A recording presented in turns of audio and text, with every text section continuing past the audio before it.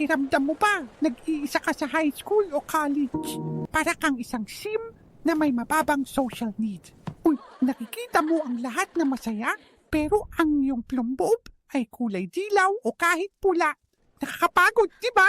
Minsan, ang mga nakakasama natin ay parang mga NPC lang. Nandyan sila, pero hindi talaga nagpapataas ng relationship bar mo. Ang mga tunay na kaibigan ay yung nagbibigay sa'yo ng plus 10 happy moodlet. Sa isang simpleng hi pa lang, sila yung hindi ka bibigyan ng awkward conversation moodlet. Paano sila hahanapin?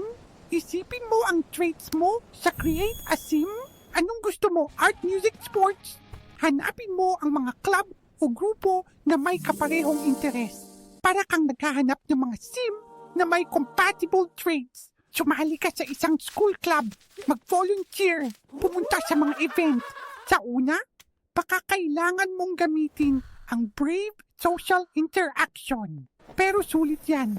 Bawat bagong kakilala ay isang pagkakataon para tumaas ang iyong social meter.